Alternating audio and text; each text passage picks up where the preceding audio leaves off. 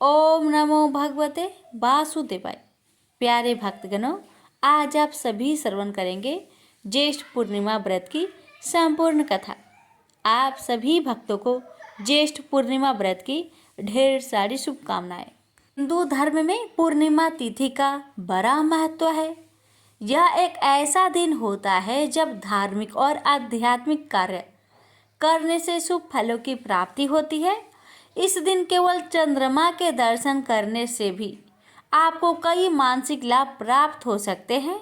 यही लाभ आप ज्येष्ठ माह में पड़ने वाली पूर्णिमा तिथि को भी प्राप्त कर सकते हैं। हालांकि ज्येष्ठ पूर्णिमा तिथि के लेकर कई लोगों के मन में संशय की स्थिति बनी हुई है। ऐसे में आइए जानते हैं कि ज्येष्ठ पूर्णिमा की सही तिथि और स्नान दान के मुहूर्त के बारे में। ज्येष्ठ पूर्णिमा की तिथि हिंदू पंचांग के अनुसार ज्येष्ठ महीने की पूर्णिमा तिथि का आरंभ 21 जून को सुबह के समय हो जाएगा। पूर्णिमा तिथि 21 जून को 6:01 से शुरू होगी और 22 तारीख की सुबह 5:07 तक रहेगी। ज्येष्ठ पूर्णिमा के दिन रात्रि में चंद्र पूजन का महत्व होता है, इसलिए ज्येष्ठ पूर्णिमा व्रत 21 जून को ही रखा जाएगा। वही 22 जून को आप स्नान दान कर सकते हैं। उदया तिथि की मान्यता के अनुसार ज्येष्ठ पूर्णिमा 22 जून को ही मनाई जाएगी। स्नान दान का मुहूर्त साल 2024 में ज्येष्ठ पूर्णिमा 2 दिनों तक रहेगी, इसलिए 21 और 22 दोनों दिन ही आप स्नान और दान का लाभ प्राप्त कर सकते हैं। हालांकि व्रत के लिए 21 जून का ही दिन शुभ माना जाएगा। 21 तारीख सुबह के समय 6:15 से 9 बजे तक स्नान कर सकते हैं। दान करने के लिए भी यह समय शुभ रहेगा। रात्रि को आपको चंद्रमा का पूजन इस दिन करना चाहिए। इस दिन चंद्रमा के साथ ही भगवान विष्णु और माता लक्ष्मी के निमित्त व्रत रखने से और पूजा करने से आपको शुभ फल प्राप्त होते हैं।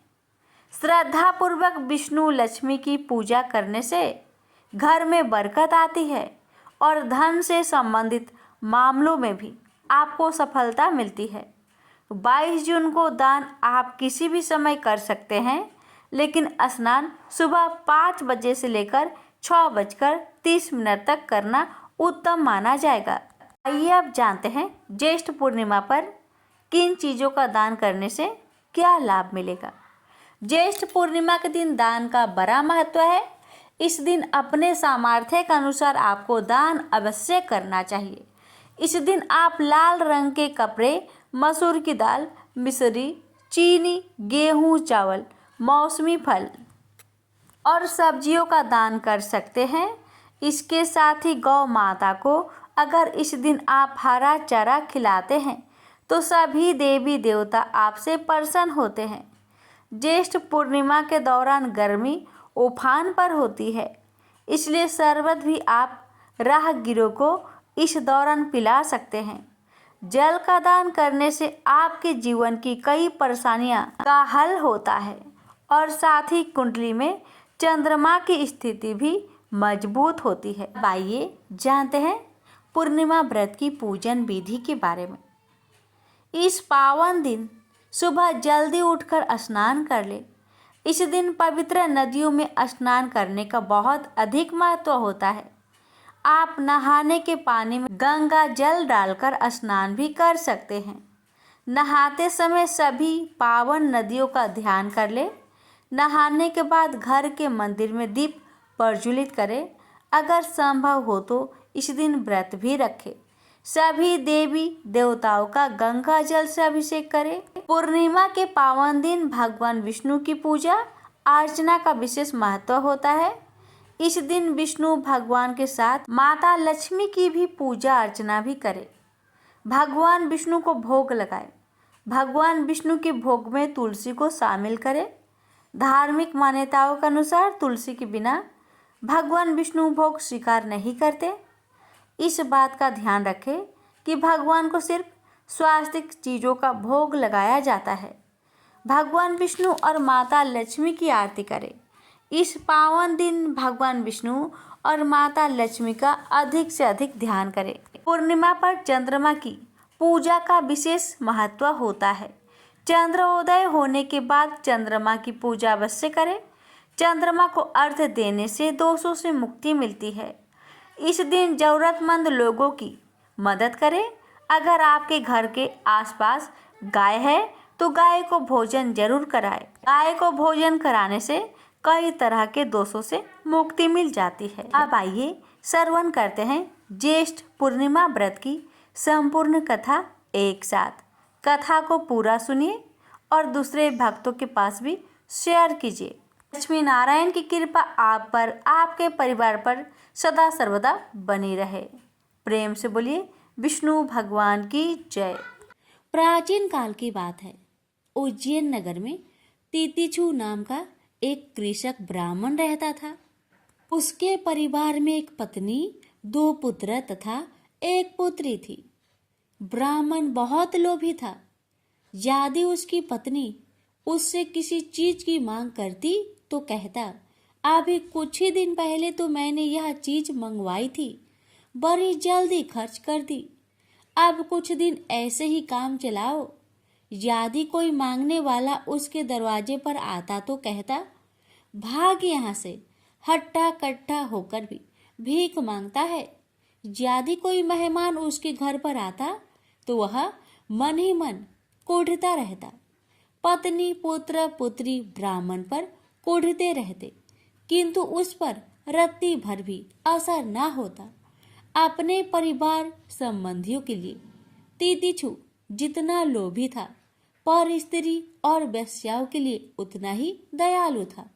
जब भी मौका मिलता वह वेश्याओं के कोठे पर जा धमकता और उन्हें मनमानी दौलत दे डालता। कुछ समय ऐसे ही बीता।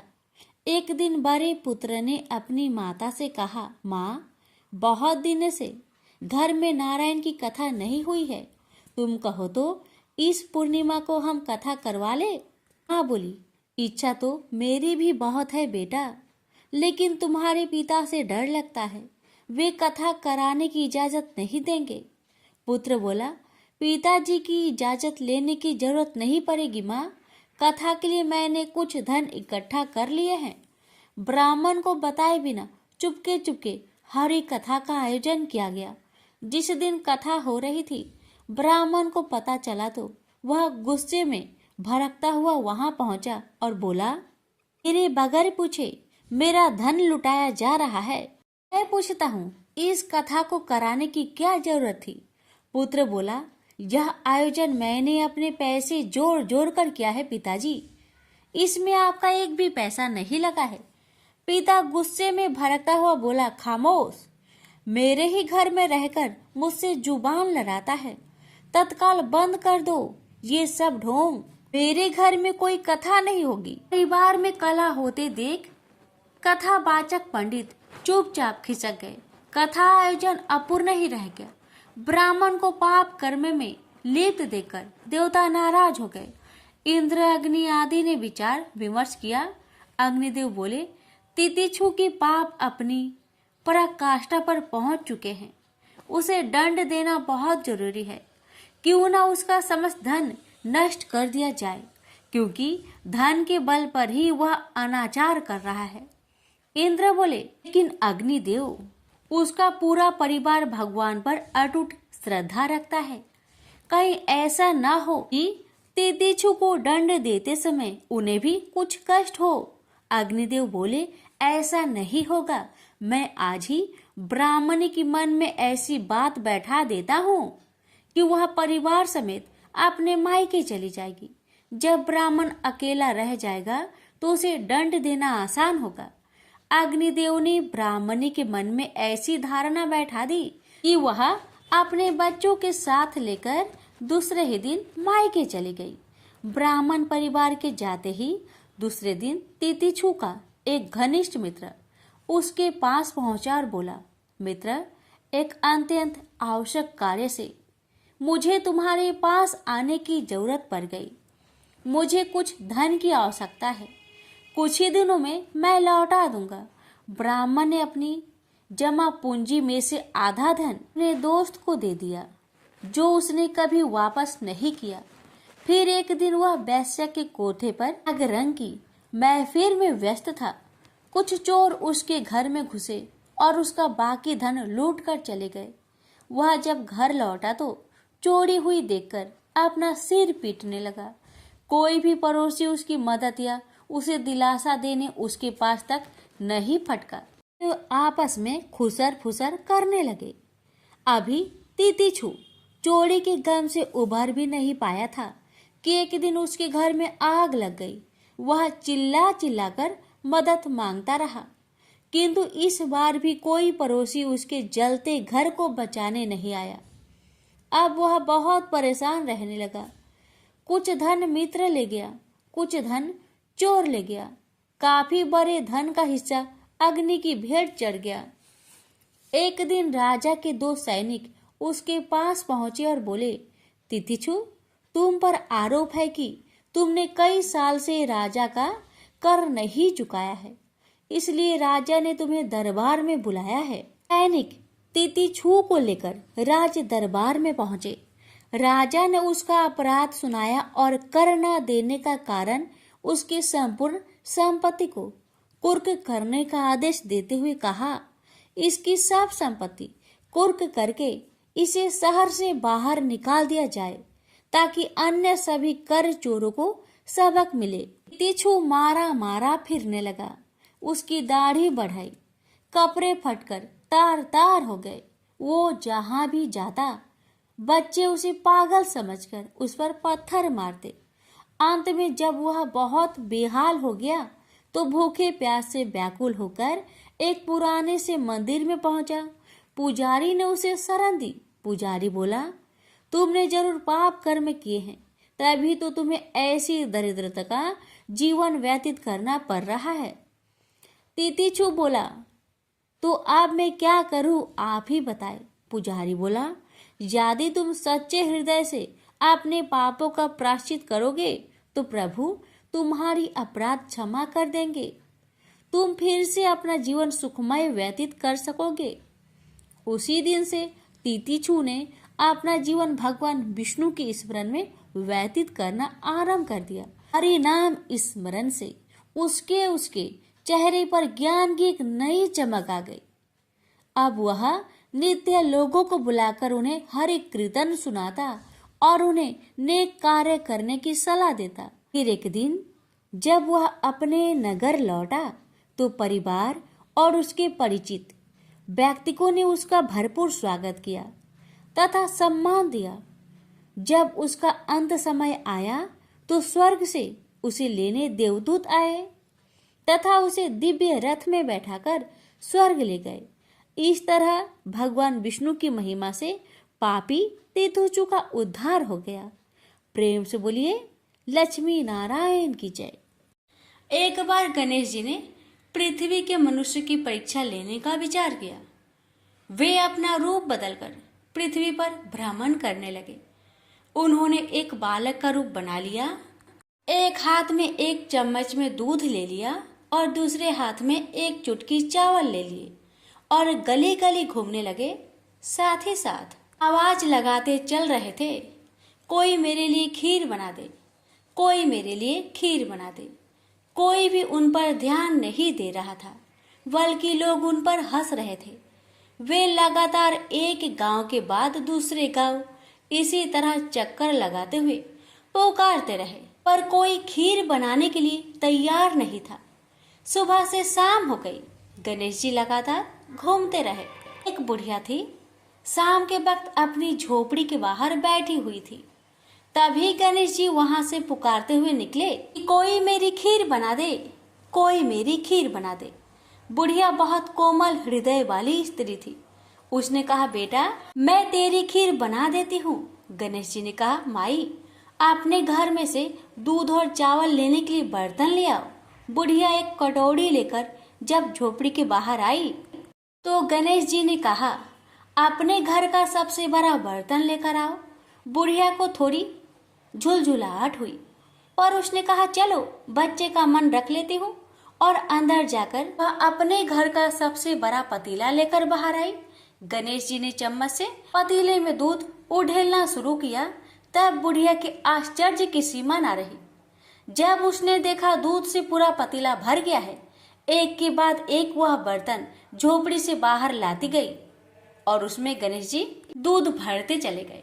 इस तरह से घर के सारे बर्तन दूध से लबालब भर गए।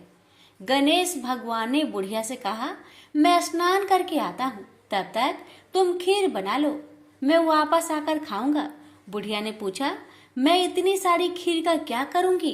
इस पर गणपति जी बोले, सारे गांव को दावत दे दो। बुढ़िया ने बड़े प्यार से मन लगाकर खीर बनाई। खीर की भीनी भीनी मीठी मीठी खुशबू चारों दिशाओं में फैल गई। खीर बनाने के बाद वह हर घर में जाकर खीर खाने का न्योता देने लगी। लोग उस पर हंस रहे थे। बुढ़िया के घर में खाने को दाना नहीं और यह सारे गांव को खीर खाने की दावत दे रही है। लोगों को कौतूहल हुआ और खीर की खुशबू से लोग खींचे चले आए। लो, सारा गांव बुढ़िया घर में इकट्ठा हो गया। जब बुढ़िया की बहू को दावत की बात मालूम हुई, तब वह सबसे पहले वहां पहुंच गई। उसने खीर से भरे पतीलों को जब देखा तो उसके मुंह में पानी आ गया। उसे बड़ी जोर से भूख लगी हुई थी। उसने एक कटोरी खीर निकाली और दरवाजे के पीछे बैठकर खाने को तैयार करने लगी।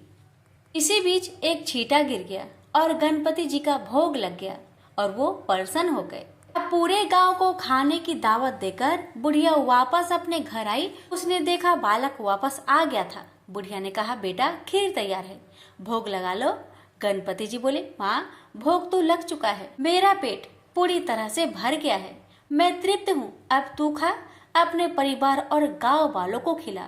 बुढ़िया ने कहा, यह तो बहुत ज्यादा है, सबका पेट भर जाएगा, इसके बाद भी यह बच जाएगी। उस बची खीर का मैं क्या करूंगी? ईश्वर गणेश जी बोले, उस बची खीर को रात में अपने घर के चारों कोनों में रख देना। और बुढ़िया ने ऐसा ही किया। जब सारा गांव जी भरकर खा चुका, तभी ढेर सारी खीर बच गई। उसने उसके पत्र को अपने घर के चारों तरफ रख दिया। वहां उठकर उसने क्या देखा? पतीले में खीर के स्थान पर हीरे, जवाहरात और मोती भर गए हैं। बहुत खुश हुई। उसकी सारी दरिद्रता दूर हो गई। वह आराम से रहने लगी। उसने गणपति जी का एक भव्य मंदिर बनवाया और साथ में एक बड़ा सा तालाब भी खुदवाया। इस तरह उसका नाम दूर दूर तक प्रसिद्ध हो गया। उस जगह वार्षिक मेले लगने लगे। लोग गणेश जी की कृपा प्राप्त करने के लिए उस स्थान पर पूजा करने और मान्यताएं मानने के लिए आने लगे। गणेश जी सबकी मनोकामनाएं को पूरी करने लगे। प्रेम से बोलिए गणेश भगवान की जय। तुलसी से जुड़ी एक कथा बहुत प्रचलित है। श्रीमद् देवी भागवत पुराण में इनके अवतरण की दिव्य लीला कथा भी बनाई गई है। एक बार शिव ने अपने तेज को समुद्र में फेंक दिया था। उससे एक महातेजस्वी बालक ने जन्म लिया। यह बालक आगे चलकर जलंधर के नाम से पराक्रमी दैत्य राजा बना। इसकी राजधानी का नाम जलंधर नगरी था। दैत्यराज कालनेमि की कन्या वृंदा का विवाह जलंधर से हुआ। जलंधर महाराक्षस था।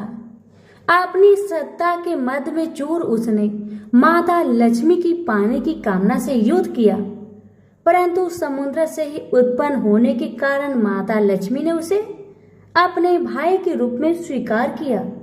वहां से पराजित होकर वह देवी पार्वती को पाने की लालसा से कैलाश पर्वत पर गया। भगवान देवाधिदेव शिव का ही रूप धरकर माता पार्वती के समीप गया, परंतु मां ने अपने योग बल से उसे तुरंत पहचान लिया तथा वहां से अंतर्ध्यान हो गई। देवी पार्वती ने क्रोध होकर सारा वृत्तांत भगवान विष्णु को सुनाया। जलंधर की पत्नी वृंदा अत्यंत पतिव्रता स्त्री थी। उसी के पतिव्रत धर्म की शक्ति से जलंधर न तो मारा जाता था और न ही पराजित होता था। इसलिए जलंधर का नाश करने के लिए वृंदा के पतिव्रत धर्म को भंग करना बहुत जरूरी था। इसी कारण भगवान विष्णु ऋषि का भेष धारण करके वन में जा पहुंचे, जहां वृंदा अकेली भ्रमण कर रही थी। भगवान के साथ दो मायावी राक्षस भी थे, जिन्हें देखकर वृंदा भयभीत हो गई। ऋषि ने वृंदा के सामने पल में दोनों को भस्म कर दिया। उनकी शक्ति देखकर वृंदा ने कैलाश पर्वत पर महादेव के साथ युद्ध कर रहे अपने पति जलंधर के बारे में पूछा। ऋषि ने अपने माया जाल से दो बानर प्रकट किए।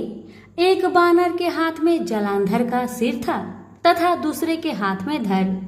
अपने पति की यह दशा देखकर वृंदा मूर्छित होकर गिर पड़ी। होश में आने पर उन्होंने ऋषि रूपी भगवान से विनती की कि वह उसके पति को जीवित करे। भगवान ने अपनी माया से पुनः जालंधर का सिर धड़ से जोड़ दिया, परंतु स्वयं भी वह उसी शरीर में प्रवेश कर गए। वृंदा को इस छल का जरा भी आभास न हुआ। जालंधर बने भगवान के साथ वृंदा पतिव्रता का व्यवहार करने लगी, जिससे उसका अस्तित्व भंग हो गया। ऐसा होते ही वृंदा का पति जालंधर युद्ध में हार गया। इसी सारे लीला का जब वृंदा को पता चला तो उसने क्रोध होकर भगवान विष्णु को शीला होने का श्राप दे दिया तथा स्वयं सती हो गई। जहाँ वृंदा भस्म हुई वहाँ तुलसी का पौधा उगा। भगवान विष्णु ने वृंदा से कहा, हे वृंदा, तुम अपने अस्तित्व के कारण मुझे लक्ष्मी से भी अधिक प्रिय हो गई हो। अब तुम तुलसी के रूप में सदा मेरे साथ रहोगी। जो मनुष्य भी मेरे शालिग्राम रूप के साथ तुलसी का विवाह करेगा उसे इस लोक और परलोक में विपुल यश प्राप्त होगा। जिस घर में तुलसी होती है वहाँ यम के दूत भी असमय नहीं जा सकते। गंगा व नर्मदा के जल में स्नान तथा तुलसी का पूजन बराबर माना जाता है। चाहे मनुष्य कितना भी पापी क्यों न हो, मृत्यु के समय जिसके प्राण मंजरी रहित तुलसी और गंगा जल मुख में रखकर निकल जाते हैं, वह पापों से मुक्त होकर बैकुंठ धाम को प्राप्त होता है।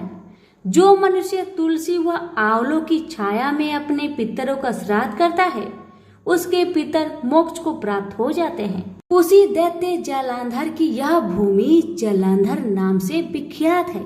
सती वृंदा का मंदिर मोहल्ला कोट किशनचंद में स्थित है। कहते हैं इस स्थान पर एक प्राचीन गुफा थी जो सीधी हरिद्वार तक जाती थी।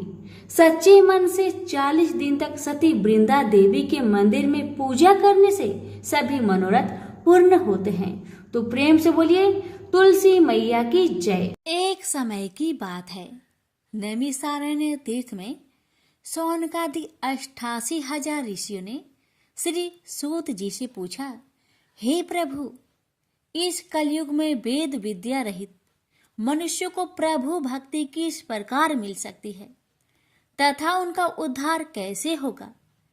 हे मुनि श्रेष्ठ, कोई ऐसा तप बताइए जिससे थोड़े समय में ही पुण्य मिले और मनोवांछित फल भी मिल जाए। इस प्रकार की कथा सुनने की हम इच्छा रखते हैं। सर्व शास्त्रों के ज्ञाता सूत जी बोले, हे वैष्णवों, मैं पूज्य आप सभी ने प्राणियों के हित की बात पूछी है, इसलिए मैं एक श्रेष्ठ व्रत को आप लोगों को बतलाऊंगा जिसे नारद जी ने लक्ष्मी नारायण जी से पूछा था और लक्ष्मीपति ने मुनि श्रेष्ठ नारद जी से कहा था। आप सब इसे ध्यान से सुनिए। एक समय की बात है, योगीराज नारद जी दूसरों के हित की इच्छा लिए अनेकों लोकों में घूमते हुए मृत्यु लोक में आ पहुंचे। यहाँ उन्होंने अनेक योनियों में जन्मे प्राय सभी मनुष्यों को अपने कर्मों द्वारा अनेकों दुख से पीड़ित देखा। उनका दुख देख नारद जी सोचने लगे कि कैसा यत्न किया जाए इसके करने से निश्चित रूप से मानव के दुखों का अंत हो जाए। इसी विचार पर मनन करते हुए वह विष्णु लोक में गए। वह देवों के इस भगवान नारायण की स्तुति करने लगे, जिनके हाथों में शंख, चक्र, गदा और पद्म थे, गले में वरमाला पहने हुए थे। स्तुति करते हुए नारद जी बोले, हे भगवान, आप अत्यंत शक्ति से संपन्न हैं, मन तथा वाणी भी आपको नहीं पा सकती है। आपका यदि मध्य तथा अंत नहीं है, निर्गुण स्वरूप सृष्टि के कारण भक्तों के दुख को दूर करने वाले, आपको मेरा नमस्कार है। नारद जी की स्तुति सुन विष्णु भगवान बोले, हे मुनि श्रेष्ठ, आपके मन में क्या बात है? आप किस काम के लिए पधारे हैं, उसे निसंकोच कहो। इस पर नारद मुनि बोले कि मृत्युलोक में अनेक योनियों में जन्मे मनुष्य अपने कर्मों के द्वारा अनेकों दुख से दुखी हो रहे हैं। हे नाथ, आप मुझ पर दया रखते हैं तो बताइए कि वो मनुष्य थोड़े प्रयास से ही अपने दुखों से कैसे छुटकारा पा सकते हैं। श्री हरि बोले, हे नारद, मनुष्य की भलाई के लिए तुमने बहुत ही अच्छी बात पूछी है, जिसके करने से मनुष्य मोह से छूट जाता है। वह बात मैं कहता हूँ, उसे सुनो। स्वर्ग लोक व मृत्यु लोक दोनों में एक दुर्लभ उत्तम व्रत है जो पुण्य देने वाला है। आज प्रेम वश होकर मैं उसे तुमसे कहता हूँ। श्री सत्यनारायण भगवान का यह व्रत अच्छी तरह विधान पूर्वक करके मनुष्य तुरंत ही यहाँ सुख भोग कर मरने पर मोक्ष पाता है। श्री हरि के वचन सुन नारद जी बोले कि उस व्रत का फल क्या है और उसका विधान क्या है। यह व्रत किसने किया था, इस व्रत को किस दिन करना चाहिए, सभी कुछ विस्तार से बताए। नारद की बात सुनकर श्री हरि बोले, दुख व शोक को दूर करने वाला यह व्रत सभी स्थानों पर विजय दिलाने वाला है। मानव को भक्ति व श्रद्धा के साथ शाम को श्री सत्यनारायण की पूजा धर्म में परायण होकर ब्राह्मणों व बंधुओं के साथ करनी चाहिए। भक्ति भाव से ही नैवेद्य केले का फल, घी, दूध और गेहूं का आटा सवाया ले। गेहूं के स्थान पर साठी का आटा, शक्कर तथा गुड़ लेकर वह सभी भक्षण योग्य पदार्थों को मिलाकर भगवान का भोग लगाए। ब्राह्मणों सहित बंधु बांधवों को भी भोजन कराए। उसके बाद स्वयं भोजन करे और भजन कीर्तन के साथ भगवान की भक्ति में लीन हो जाए। इस तरह से सत्यनारायण भगवान का यह व्रत करने पर मनुष्य की सारी इच्छाएं निश्चित रूप से ही पूरी होती है। इस कली काल अर्थात कलयुग में मृत्यु लोक में मोक्ष का यही एक सरल उपाय है। इति श्री सत्यनारायण व्रत कथा प्रथम अध्याय संपूर्ण। श्रीमन नारायण नारायण नारायण, भज मन नारायण नारायण नारायण। श्री सत्यनारायण भगवान की जय। सूत जी बोले, हे ऋषियों, जिसने पहले समय में इस व्रत को किया था उसका इतिहास कहता हूँ, ध्यान से सुनो। सुंदर काशीपुरी नगरी में एक अत्यंत निर्धन ब्राह्मण रहता था। भूख प्यास से परेशान हुआ धरती पर घूमता रहता था। ब्राह्मणों से प्रेम करने वाले भगवान ने एक दिन ब्राह्मण का भेष धारण कर उसके पास जाकर पूछा, हे ब्रीप, नित्य दुखी होकर तुम पृथ्वी पर क्यों घूमते हो? दीन ब्राह्मण बोला, मैं निर्धन ब्राह्मण हूँ, भिक्षा के लिए धरती पर घूमता हूँ।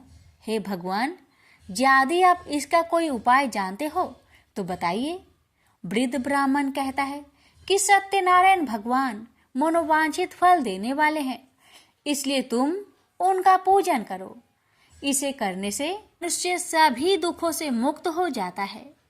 वृद्ध ब्राह्मण बनकर आए सत्यनारायण भगवान उस निर्धन ब्राह्मण को व्रत का सारा विधान बताकर अंतर्ध्यान हो गए। मन ही मन सोचने लगा कि जिस व्रत को वृद्ध ब्राह्मण करने को कह गया है मैं उसे जरूर करूंगा। यह निश्चय करने के बाद उसे रात में नींद नहीं आई। वह सवेरे उठकर सत्यनारायण भगवान के व्रत का निश्चय कर भिक्षा के लिए चला गया। उस दिन निर्धन ब्राह्मण को भिक्षा में बहुत धन मिला, जिससे उसने बंधु बांधवों के साथ मिलकर श्री सत्यनारायण भगवान का व्रत संपन्न किया। भगवान सत्यनारायण का व्रत संपन्न करने के बाद वह निर्धन ब्राह्मण सभी दुखों से छूट गया और अनेक प्रकार की संपत्तियों से युक्त हो गया। उसी समय से यह ब्राह्मण हर माह इस व्रत को करने लगा। इस तरह से सत्यनारायण भगवान के व्रत को जो भी मनुष्य करेगा वह सभी प्रकार के पापों से छूटकर मोक्ष को प्राप्त होगा। जो मनुष्य इस व्रत को करेगा वह भी सभी दुखों से मुक्त हो जाएगा। सूत जी बोले कि इस तरह से नारद जी से नारायण जी का कहा हुआ श्री सत्यनारायण व्रत को मैंने तुमसे कहा। हे वृपो, मैं अब और क्या कहूँ? ऋषि बोले, हे मुनिवर, संसार में उस व्रीप से सुनकर और किस किस ने इस व्रत को किया, हम सब इस बात को सुनना चाहते हैं। इसके लिए हमारे मन में श्रद्धा का भाव है। सूत जी बोले, हे मुनियों, जिसने इस व्रत को किया है वह सब सुनो। एक समय वही व्रीप धन व ऐश्वर्य के अनुसार अपने बंधु बांधवों के साथ इस व्रत को करने को तैयार हुआ। उसी समय एक लकड़ी बेचने वाला बूढ़ा आदमी आया और लकड़ियां बाहर रखकर अंदर ब्राह्मण के घर में गया। प्यास से दुखी वह लकड़हारा उनको व्रत करते देख व्रीप को नमस्कार कर पूछने लगा कि आप यह क्या कर रहे हैं तथा इसे करने से क्या फल मिलेगा, कृपया मुझे भी बताइए। ब्राह्मण ने कहा कि सब मनोकामनाओं को पूरा करने वाला यह सत्यनारायण भगवान का व्रत है। इनकी कृपा से ही मेरे घर में धन्य धान्य आदि की वृद्धि हुई है। व्रीप से सत्यनारायण व्रत के कथा के बारे में जानकर लकड़हारा बहुत प्रसन्न हुआ। चरणामृत लेकर वह प्रसाद खाने के बाद वह अपने घर गया। लकड़हारे ने अपने मन में संकल्प किया कि आज लकड़ी बेचने से जो धन मिलेगा उसी से श्री सत्यनारायण भगवान का उत्तम व्रत करूंगा। मन में इस विचार को ले बूढ़ा आदमी सिर पर लकड़ियां रख उस नगर में बेचने गया जहां धनी लोग ज्यादा रहते थे। उस नगर में उसे अपनी लकड़ियों का दाम पहले से 4 गुना अधिक मिलता है। बूढ़ा प्रसन्नता के साथ दाम लेकर केले, शक्कर, घी, दूध, दही और गेहूं का आटा ले और सत्यनारायण भगवान की व्रत की अन्य सामग्रियां लेकर अपने घर गया। वहां उसने अपने बंधु बांधवों को बुलाकर विधि विधान से सत्यनारायण भगवान का पूजन और व्रत किया। इस व्रत के प्रभाव से वह बूढ़ा लकड़हारा धन पुत्र आदि से युक्त होकर संसार के समस्त सुख भोग अंत काल में वैकुंठ धाम को चला गया। इति श्री सत्यनारायण व्रत कथा 2 अध्याय संपूर्ण। श्रीमन नारायण नारायण नारायण भज मन नारायण नारायण नारायण। श्री सत्यनारायण भगवान की जय। सूत जी बोले, हे श्रेष्ठ मुनियों, अब आगे की कथा कहता हूँ। पहले समय में उल्कामुख नाम का एक बुद्धिमान राजा था। वह सत्य वक्ता और जितेंद्रिय था। प्रतिदिन देव स्थानों पर जाता और निर्धनों को धन देकर उनके कष्ट दूर करता था। उसकी पत्नी कमल के समान मुख वाली तथा सती साध्वी थी। भद्रशिला नदी के तट पर उन दोनों ने श्री सत्यनारायण भगवान का व्रत किया। उसी समय साधु नाम का एक वैश्य आया। उसके पास व्यापार करने के लिए बहुत सा धन भी था। राजा को व्रत करते देखकर वह विनय के साथ पूछने लगा, हे राजन, भक्ति भाव से पूर्ण होकर आप यह क्या कर रहे हैं? मैं सुनने की इच्छा रखता हूँ, तो आप मुझे बताए। राजा बोले, हे साधु, अपने बंधु बांधवों के साथ पुत्र आदि की प्राप्ति के लिए एक महाशक्तिमान श्री सत्यनारायण भगवान का व्रत व पूजन कर रहा हूँ। राजा के वचन सुन साधु आदर से बोला, हे राजन, मुझे इस व्रत का सारा विधान कहिए। आपके कथा अनुसार मैं भी इस व्रत को करूँगा। मेरी भी संतान नहीं है और इस व्रत को करने से निश्चित रूप से मुझे संतान की प्राप्ति होगी। राजा से व्रत का सारा विधान सुनकर व्यापार से निवृत्त हो वह अपने घर गया। साधु वैश्या ने अपनी पत्नी को संतान देने वाले इस व्रत का वर्णन कह सुनाया और कहा कि जब मेरी संतान होगी तब मैं इस व्रत को करूंगा। साधु ने इस तरह के वचन अपनी पत्नी लीलावती से कहे। एक दिन लीलावती पति के साथ आनंदित हो सांसारिक धर्म में प्रवृत्त होकर सत्यनारायण भगवान की कृपा से गर्भवती हो गई। 10वें महीने में उसके गर्भ से एक सुंदर कन्या ने जन्म लिया। दिनों दिन वह ऐसे बढ़ने लगी जैसे कि शुक्ला पक्ष का चंद्रमा बढ़ता है। माता पिता ने अपनी कन्या का नाम कलावती रखा। एक दिन लीलावती ने मीठे शब्दों में अपने पति को याद दिलाया कि आपने सत्यनारायण भगवान के जिस व्रत को करने का संकल्प किया था उसे करने का समय आ गया है, आप इस व्रत को करिए। साधु बोला कि हे प्रिय, इस व्रत को मैं उसके विवाह पर करूंगा। इस प्रकार अपनी पत्नी को अवशासन देकर वह नगर को चला गया। कलावती पिता के घर में रह वृद्धि को प्राप्त हो गई। साधु ने एक बार नगर में अपनी कन्या को सखियों के साथ देखा तो तुरंत ही दूत को बुलवाया और कहा कि मेरी कन्या की योग वर देखकर आओ। साधु की बात सुनकर दूत कंचन नगर में पहुंचा और वहां देखभाल कर लड़की के सुयोग बनिक पुत्र को ले आया। सुयोग लड़के को देख साधु ने बंधु बांधवों को बुलाकर अपनी पुत्री का विवाह कर दिया। लेकिन दुर्भाग्य की बात ये कि साधु ने अभी भी श्री सत्यनारायण भगवान का व्रत नहीं किया।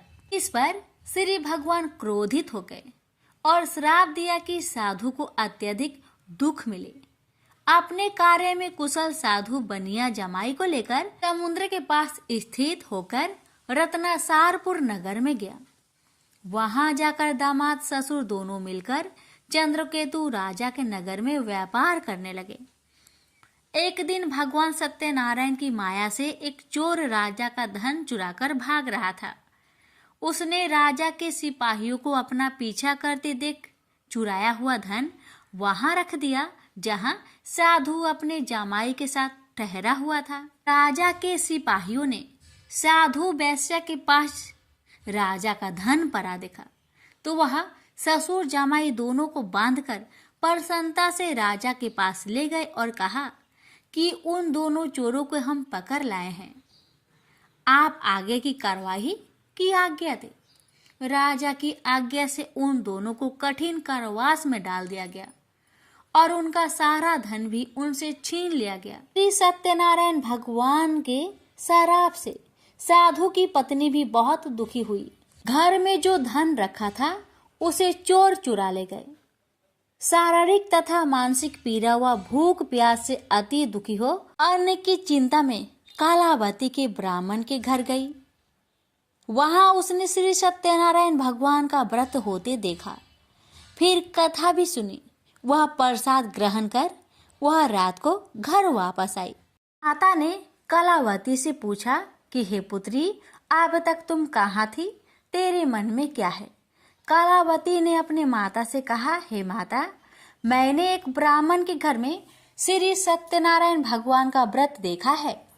कन्या के वचन सुन लीलावती भगवान की पूजन की तैयारी करने लगी। लीलावती ने परिवार व बंधुओं सहित सत्यनारायण भगवान का पूजन किया और उनसे वर मांगा कि मेरे पति तथा जमाई शीघ्र घर आ जाए। साथ ही यह भी प्रार्थना की कि हम सबका अपराध क्षमा करे। श्री सत्यनारायण भगवान इस व्रत से संतुष्ट हो गए और राजा चंद्रकेतु को सपने में दर्शन दे कहा कि हे राजन, तुम उन दोनों वेश्या को छोड़ दो और तुमने उनका जो धन लिया है उसे वापस कर दो। अगर ऐसा नहीं किया तो मैं तुम्हारा धन, राज्य व संतान सभी को नष्ट कर दूंगा। राजा को यह सब कहकर वह अंतर्ध्यान हो गए। अतः काल सभा में राजा ने अपना सपना सुनाया। फिर बोले कि बानिक पुत्र को कैद से मुक्त कर सभा में लाओ। दोनों ने आते ही राजा को प्रणाम किया। राजा मीठी बानी से बोला, हे महानुभावों, भाग्यवश ऐसा कठिन दुख तुम्हें प्राप्त हुआ है। लेकिन अब तुम्हें कोई भय नहीं है। ऐसा कह राजा ने उन दोनों को नए वस्त्र भूषण भी पहनाए और जितना धन उनका लिया था उससे 2 गुना धन वापस कर दिया। दोनों बच्चे अपने घर को चल दिए। श्री सत्यनारायण व्रत कथा का 3रा अध्याय संपूर्ण। श्रीमन नारायण नारायण नारायण, भज मन नारायण नारायण नारायण। श्री सत्यनारायण भगवान की जय।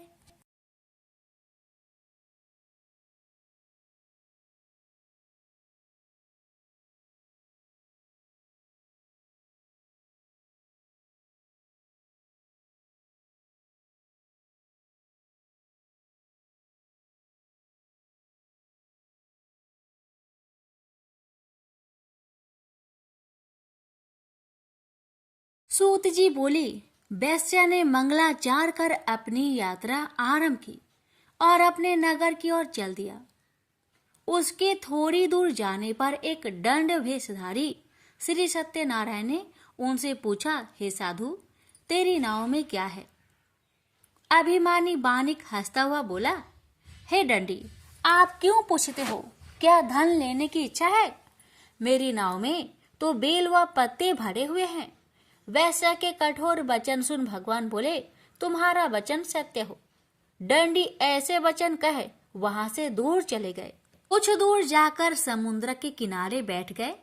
दंडी के जाने के बाद साधु वैश्या ने नित्य क्रिया के पश्चात नाव को ऊंची उठते देखकर अचंभा माना और नाव में बेल पत्ते आदि देख वह मूर्छित हो जमीन पर गिर पड़ा। मूर्छा खोलने पर वह अत्यंत शोक में डूब गया।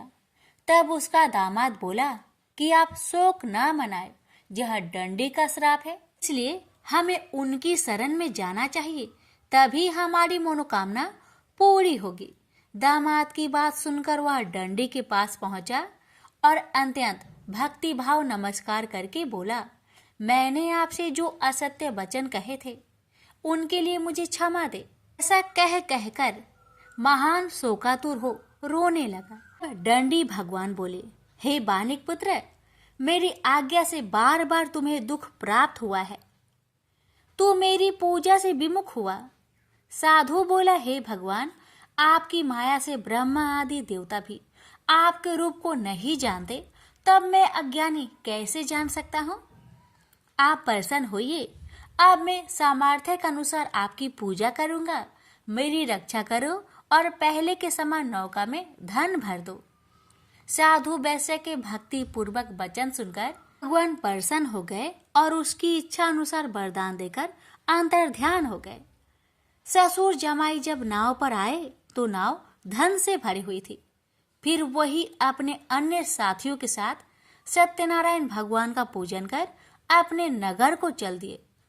जब नगर के नजदीक पहुंचे तो दूत को घर पर खबर करने के लिए भेज दिया। दूत साधु की पत्नी को प्रणाम कर कहता है कि मालिक अपने दामाद सहित नगर के निकट आ गए हैं। दूत की बात सुन साधु की पत्नी लीलावती ने बड़े हर्ष के साथ सत्यनारायण भगवान का पूजन कर अपनी पुत्री कलावती से कहा कि मैं अपने पति के दर्शन को जाती हूँ, तो कार्य पूर्ण कर शीघ्र आ जाना।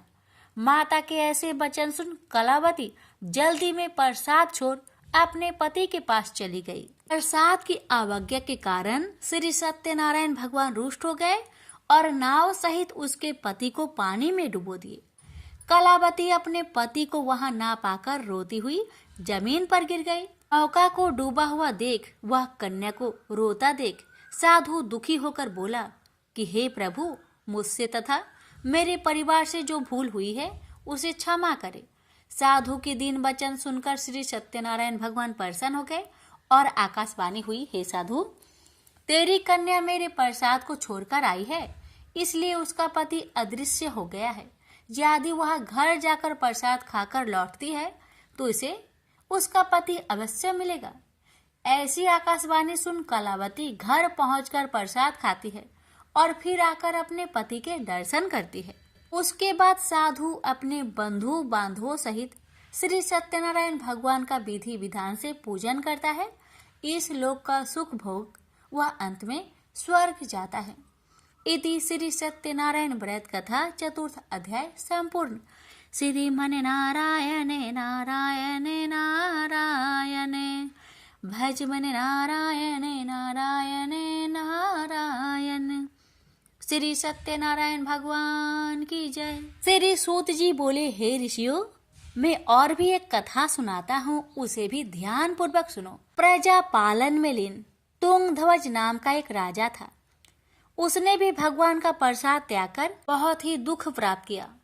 एक बार वन में जाकर वन्य पशुओं को मारकर वह बर के पेड़ के नीचे आया। वहां उसने ग्वालों को भक्ति भाव से अपने बंधुओं सहित सत्यनारायण भगवान का पूजन करते देखा। अभिमानवश राजा ने उन्हें देखकर भी पूजा स्थान में नहीं गया, ना ही उसने भगवान को नमस्कार किया। ग्वालों ने राजा को प्रसाद दिया, लेकिन उसने वह प्रसाद नहीं खाया और प्रसाद को वहीं छोड़कर वह अपने नगर को चला गया। जब वह नगर में पहुंचा तो वहां सब कुछ तहस नहस हुआ पाया। तो वह शीघ्र ही समझ गया कि यह सब भगवान ने ही किया है। वह दोबारा ग्वालों के पास पहुंचा और विधि पूर्वक पूजा कर प्रसाद खाया। तो श्री सत्यनारायण भगवान की कृपा से सब कुछ पहले जैसा हो गया। दीर्घ काल तक सुख भोगने के बाद मरोना उपरांत उसे स्वर्ग लोक की प्राप्ति हुई। तो मनुष्य परम दुर्लभ इस व्रत को करेगा तो भगवान सत्यनारायण की अनुकंपा से उसे धन्य धान्य की प्राप्ति होगी। निर्धन धनी हो जाता है और भय मुक्त हो जीवन जीता है। संतानहीन मनुष्य को संतान सुख मिलता है और सारे मनोरथ पूर्ण होने पर मानव अंत काल में बैकुंठ धाम को जाता है। सूत जी बोले, जिन्होंने पहले इस व्रत को किया है, अब उनके दूसरे जन्म की कथा कहता हूँ। वृद्ध संतानंद ब्राह्मण ने सुदामा का जन्म लेकर मोक्ष की प्राप्ति की। लकरहारे ने अगले जन्म में निषाद बनकर मोक्ष प्राप्त किया। उल्कामुख नाम का राजा दशरथ होकर बैकुंठ को गए। साधु नाम के वैश्य ने मोरध्वज बनकर अपने पुत्र को आरे से चीरकर मोक्ष पाया। महाराज तुंगध्वज ने स्वयंभू होकर भगवान में भक्ति युक्त हो कर्म कर मोक्ष पाया। श्री सत्यनारायण व्रत कथा का पंचम अध्याय संपूर्ण हुआ। श्रीमन नारायण नारायण नारायण भज मन नारायण नारायण नारायण। श्री सत्यनारायण भगवान की जय। श्रवण करे श्री सत्यनारायण भगवान की आरती। जय लक्ष्मी रमना स्वामी, जय लक्ष्मी रमना सत्यनारायण स्वामी, जनपात के हरना। ओम जय लक्ष्मी रमना स्वामी, जय लक्ष्मी रमना। रत्न जरित सिंहासन अद्भुत छवि राजे, नारद करत नीराजन घंटा ध्वनि बाजे। ओम जय लक्ष्मी रमना स्वामी, जय लक्ष्मी रमना। प्रकट भय काली कारण द्विज को दर्श दियो, बूढ़ा ब्राह्मण बनकर कंचन महल कियो। ओम जय लक्ष्मी रमना स्वामी, जय लक्ष्मी रमना। दुर्बल भील कठारो जिन पर कृपा करी, चंद्रचूड़ एक राजा तिनकी विपत्ति हारी। ओम जय लक्ष्मी रमना स्वामी, जय लक्ष्मी रमना। वैश्य मनोरथ पावो श्रद्धा तज दिन ही, सो फल भोग्यो प्रभु जी फिर स्तुति किन्ही। ओम जय लक्ष्मी रमना स्वामी, जय लक्ष्मी रमना। भाव भक्ति के कारण ने छिन छिन रूप धरियो, श्रद्धा धारण किन्ही तिनको काज सरियो। ओम जय लक्ष्मी रमना स्वामी, जय लक्ष्मी रमना। ग्वाल वाल संग राजा वन में भक्ति कारी, मनोवांछित फल दीन्हो दिन दयाल हरि। ओम जय लक्ष्मी रमना स्वामी, जय लक्ष्मी रमना। चढ़त प्रसाद सवायो कदली फल मेवा, धूप दीप तुलसी से राजी सत्य देवा। ओम जय लक्ष्मी रमना स्वामी, जय लक्ष्मी रमना। श्री सत्यनारायण जी की आरती जो कोई नर गावे, रिद्धि सिद्धि सुख संपत्ति सहज रूपे पावे। जय लक्ष्मी रमना स्वामी जय लक्ष्मी रमना, सत्यनारायण स्वामी जन पातक हरना। प्रेम से बोलिए श्री सत्यनारायण भगवान की जय।